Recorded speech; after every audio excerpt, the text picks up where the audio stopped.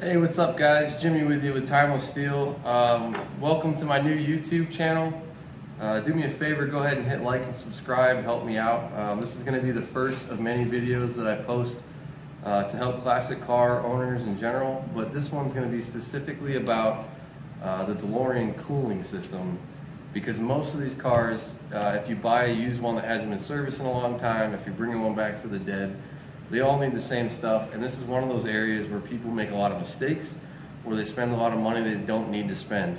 So we're going to start out with the fans. So you'll hear a lot of DeLorean nerds say that these fans are garbage and they pull a lot of amps. False. They do pull a lot of amps. But if your electrical system's working the way it's supposed to, these fans aren't going to cause any problems. They're actually super efficient. They work really well. And with the exception of these connectors getting corroded and waterlogged, easy fix, GM weather pack connector, that's what I do to cars that come in here. They actually work really well, and your car is not going to overheat if the cooling system's serviced properly, your electrical system is working properly. These fans are great, and I personally ran these fans on my car for 5 years before I changed them, and I only changed them because the bearings finally gave out and they sounded like a used pinball machine. So that's fans. Actually, on this customer's car, I'm keeping the stock fan unit and I'm replacing the motors with some Volkswagen units that are the exact same. So thanks RAF for that tip, but to reservice this fan unit with brand new motors is going to cost about 140 bucks. So you can save yourself some money there. Next thing is, don't throw all your old hoses away. Keep everything. There's about 10 couplers and a bunch of 5/8 and 3/16 heater circuit hose. Keep everything, so when you go to make your new stuff, you can make it factory length and it looks right. Alright? The next pedestal I'm going to get on is proper cooling system maintenance, okay? I can't tell you how many guys I know that have just throw parts at a cooling system and they wonder why their car's still overheating. Car.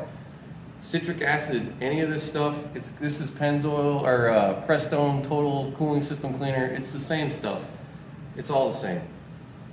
So these cars, especially if they've sat a long time, the 80s coolant, if you have blue coolant in your car, it's original, and that stuff is basically poison. So if you have a neighbor with a ankle biter dog that's bothering you, I recommend you leave it out in a nice Tupperware container. I'm just kidding, don't do that. But if you don't service the block, all you're going to do is send all this rust and stuff into your brand new radiator, into your brand new water pump, and most of the time when cars are overheating with new cooling systems, it's because they never bothered to flush. So this is a car that I'm currently working on that I flushed the block, and I soaked it with this for about 4 hours, and that is all the rust that came out of that block. So imagine, brand new water pump, destroyed. New radiator, probably clogged. So people don't like to do this because it's messy, but this is the most important thing to do to these cars, DeLoreans. And really any classic car, or even your modern daily cars, people worry about fuel. Coolant is extremely corrosive, especially if it's old. So that's that. Let's move on to radiators. This is a factory DeLorean radiator. It's great, except for the fact the intakes are plastic and the car is 4 years old. Don't throw this away. Your radiator shops can rebuild these. They can weld new tanks on the end of them. You never know when parts are going to become hard to find for these cars, and if they can't fix this radiator, they at least have the proper dimensions to make you a new one. Now this is a reproduction radiator from DeLorean Motor Company, Houston, and it is a great product. It's what I use on my personal car, and it's what I put on customer cars if they give me the choice of parts. It fits perfectly. It's almost an exact, it looks almost like the stock radiator. They even put a drain peacock on here, which the original radiator doesn't have. It's a great unit. Of all the radiators on the market right now, that's the best one in my opinion. So that's what I recommend to people that don't know. Here's another big mistake people make. So this is a coolant hose off this car that I have not cleaned. And what I see a lot is people take this and they put brand new rubber coolant hoses on it and wonder why it still leaks. I don't care how tight you tighten that clamp, it's gonna leak. This is the same pipe that I've cleaned with a wire brush, a wire wheel, and I've used a parts cleaner to get all the grease and stuff off of it. Also, while you're cleaning these pipes, it's a great time to inspect them because that 80s coolant, it's poison, it's corrosive. Sometimes these will actually get holes in them from the coolant sitting in them. So it's a good time to see if it's been in a wreck, if it's jumped a curb. These pipes are all available, and if they're not available, your local fabricator / welder can fix them. Next thing, clamps. Not all clamps are created equal. Normal clamps are the original equipment on this car and most European cars. They have a beveled edge to them so they don't cut into the hose like your cheap AutoZone style clamps will. The part number on these are Toro 25-40, Toro owns Norma, and the actual code is 012-667-04032. They come in a box of 10, and these are the perfect clamps for your actual coolant pipe couplers. Your original Norma clamps that go on the 3/8 hose are part number Norma clamp 16-25. That's Norma 16-25. And your small clamps are also the 16-25. You can get all that stuff. You can get it off Amazon, eBay, wherever. And they're legit original Norma clamps that are high quality. Water pump. Another thing that's not created equal. Regardless, don't leave an original water pump on your car. It needs to be changed. Thermostat.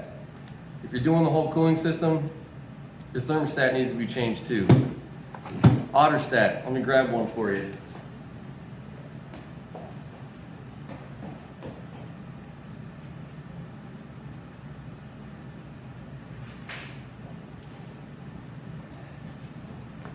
Shows you how prepared I am in these videos. This is an Otterstat, and it's a simple little coolant switch that when it hits a certain temperature, it completes the circuit and it turns your electric fans on. Now this one is original, and you probably can't tell, but it's cracked. It's a $14 part or something like that, and in my opinion, it's one of the terrible design features of this car, but at the same time, it's incredibly simple and it just works. So replace it. Replace your thermostat, your water pump, and your Otterstat. Now, this is a big debate on these cars, and I'm going to give you my opinion. Silicone hoses. There's one place that you should absolutely use silicone hoses, and that's in the valley on the edges of these water pumps. Now, because this motor requires you to take the upper intake off to get to the coolant system, I recommend silicone hoses. And you know, when I used to live in New York and the temperature would change from 85 to teens, when these are parked over the winter time for 6 months or so, they tend to leak coolant out of these rubber hoses in the valley, regardless of how tight you get them. Silicone won't do that. Silicone also requires you to tighten the clamp down considerably. So if you have cheap clamps and you're not using good like normal style clamps, these are going to leak too. So if you don't know how to install them, you're not doing yourself any favors. Now, the rest of the car, and this goes against popular opinion, but this is mine. I build cars to drive. And if you break down on a road trip, you're not going to find silicone hoses. And if they do have silicone hoses, it's generally 5/8 size, and it's about 8 times the price of a rubber hose. So just think about that. Now this hose is a Dayco. I got it from Advanced Auto. Its part number is 76125, and it's an 1.25" ID. That's the important thing. And there's a total of 10 of these couplers on the car. The next thing you're gonna need is about 6 feet of 3/8 hose. I got this at O'Reilly's, super cheap, coolant hose. And I got about 10 feet of Gates 5/8. Now the part number on the Gates 5/8 heater hose is 3270. And actually it just goes off size. So Gates 5/8, or yeah, 5/8 and Gates 3/8. 10 feet of the 5/8, 6 foot of the 3/8, and about 2 of these full lengths here. Now you can also get these from, I like to go to O'Reilly or Advanced, typically have these in stock. But the thing is, if you blow one of these couplers on the road, you can go to any parts store and get this. You're not gonna get silicone. So I put silicone in the valley, and I use rubber on the entire rest of the car. And if you use good clamps and you clean your hose, your pipes, these will last a long time. Some of you guys that only drive these cars on the weekend, you'll get 10 years out of these things. Now, as far as coolant, I like to use just O'Reilly's Universal. It's cheap, it works, and the engine likes it. Now on this car, I'm doing a complete coolant system rebuild, and honestly, if you're bringing a car back from the dead, just expect that you need all this stuff. But if you buy your hoses yourself, you're gonna save about half compared to when you buy them from a vendor. And I'm not telling you where to buy these or who to buy from, that's your choice.